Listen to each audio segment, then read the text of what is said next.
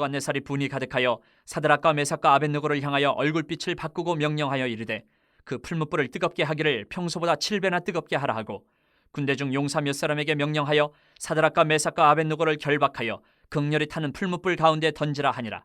그러자 그 사람들을 겉옷과 속옷과 모자와 다른 옷을 입은 채 결박하여 맹렬히 타는 풀무불 가운데 던졌더라.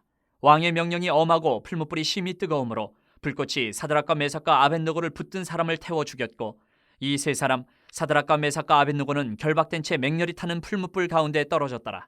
그때 느부갓네살 왕이 놀라 급히 일어나서 모사들에게 물어 이르되 우리가 결박하여 불 가운데 던진 자는 세 사람이 아니었느냐 하니 그들이 왕에게 대답하여 이르되 왕이여 옳소이다 하더라. 왕이 또 말하여 이르되 내가 보니 결박되지 아니한 네 사람이 불 가운데로 다니는데 상하지도 아니하였고 그 넷째의 모양은 신들의 아들과 같도다 하고 느부갓네살이 맹렬히 타는 풀무불 아기 가까이 가서 불러 이르되 지극히 높으신 하나님의 종 사드락 메삭 아벳느고야 나와서 이리로 오라 하며 사드락과 메삭과 아벳느고가 불 가운데서 나온지라. 총독과 지사와 행정관과 왕의 모사들이 모여 이 사람들을 본즉 불이 능히 그들의 몸을 해하지 못하였고 머리털도 그을리지 아니하였고 겉옷 빛도 변하지 아니하였고 불탄 냄새도 없었더라. 느부갓네살이 말하여 이르되 사드락과 메삭과 아벳느고의 하나님을 찬송할지로다. 그가 그의 천사를 보내사 자기를 의뢰하고 그들의 몸을 바쳐 왕의 명령을 거역하고 그 하나님 밖에는 다른 신을 섬기지 아니하며 그에게 절하지 아니한 종들을 구원하셨도다. 그러므로 내가 이제 조서를 내리노니 각 백성과 각 나라와 각 언어를 말하는 자가 모두 사드락과 메삭과 아벳느고의 하나님께 경솔히 말하거든 그 몸을 쪼개고 그 집을 거름토로 삼을지니 이는 이같이 사람을 구원할 다른 신이 없음이니라 하더라. 왕이 드디어 사드락과 메삭과 아벳느고를 바벨론 지방에서 더욱 높이니라. 느부갓네살 왕의 얼굴이 다시 바뀝니다. 우리가 어제 말씀에서 사드락과 메삭과 아벳느고를 신상에 절하지 않으니까 분노했다가 또 그들을 불러다가 회의하느라고 얼굴이 또 조금 풀어졌다가 그들이 그 명령을 또 단칼에 거절하니까 또 분노해서 이제 불에 넣으려는 이 상황에서 웃다가 분노하다가 그 다음 바뀐 게 뭐냐, 오늘 본문에서 정말 깜짝 놀라서 소스라치게 놀라는 모습이 등장을 합니다. 그리고 이런 경험은 갑작스럽게 하나님에 대한 고백으로 또 이어져 가는 모습을 오늘 우리가 보게 됩니다. 하나님은 이 느부갓네살 왕의 변화 그리고 고백을 통해서 하나님의 일을 하시는 모습을 우리가 발견하게 됩니다. 이 왕의 변화와 고백을 하나하나 우리가 살펴보겠습니다. 19절에서 왕의 얼굴이 또 바뀝니다. 왕의 영린을 건드린 겁니다. 분노해요. 진노합니다. 우리는 세상에 살다 보면 이런 일들을 종종 또 경험하게 됩니다. 부드러운 얼굴로 정말 그런 목소리로 다가왔다가 험악한 표정으로 바뀌어가지고 공격하는 사람들을 종종 봐요. 왜 이렇게 사람들의 얼굴이 바뀌는 것일까? 곰곰이 생각해 보면 이유는 하나인 거예요. 자기 이익 때문에.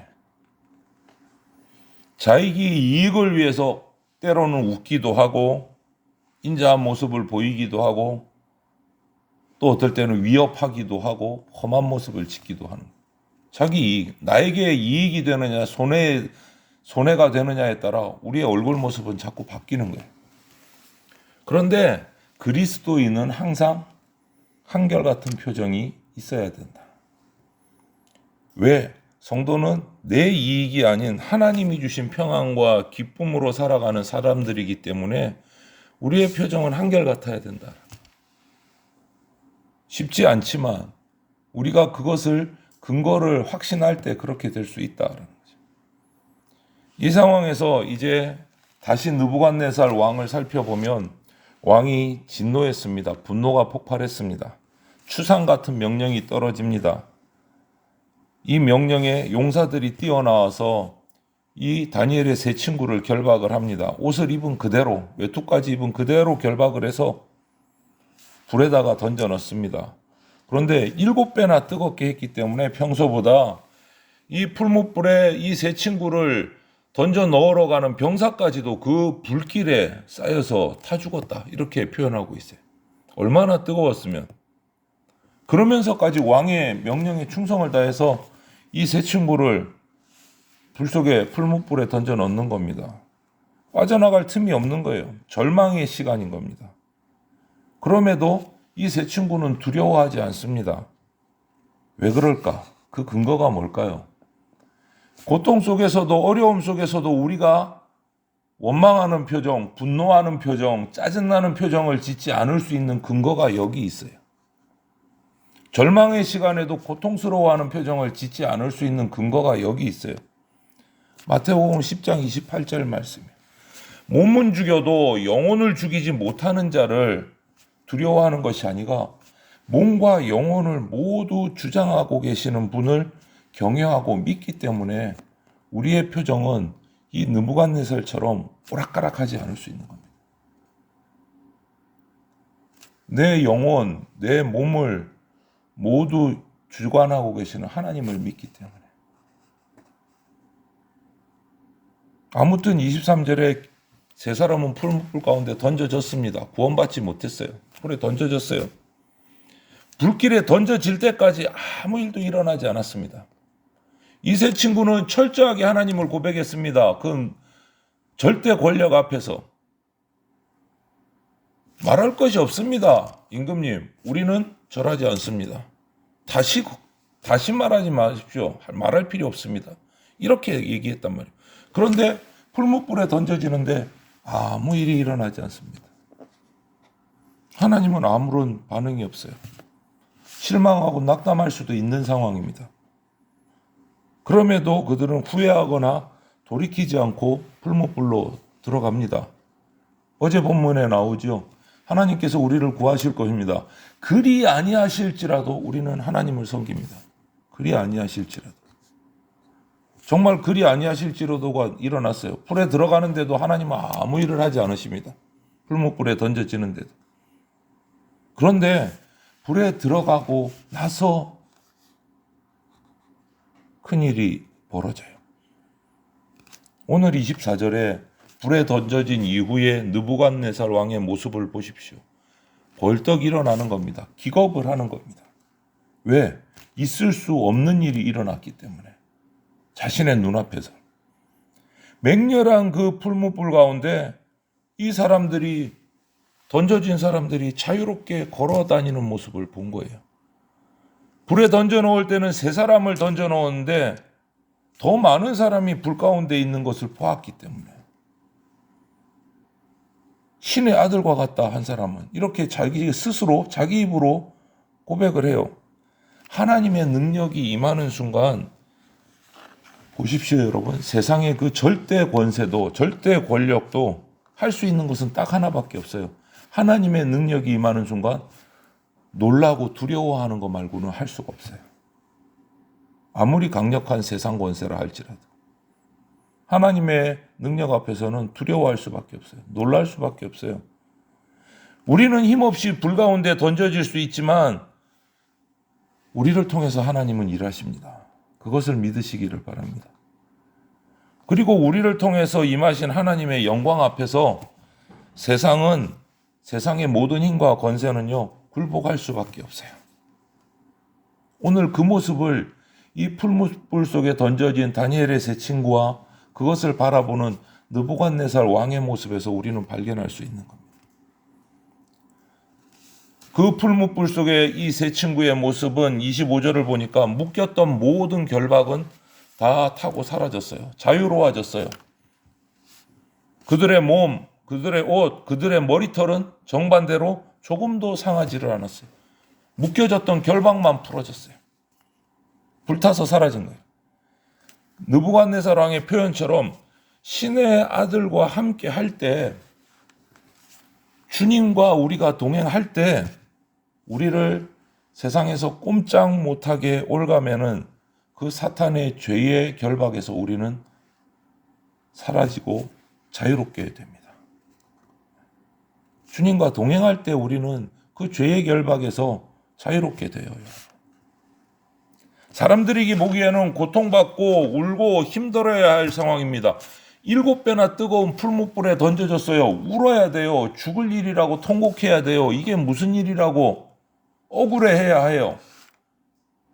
그거는 세상이 보는 관점이 그래요. 그런 상황에서 이들은 지금 뭐 하고 있습니까? 그 고통의 불길, 슬픔의 불길, 죽을 수밖에 없는 절망의 불길 속에서 자유롭게 걸어다니고 있어요.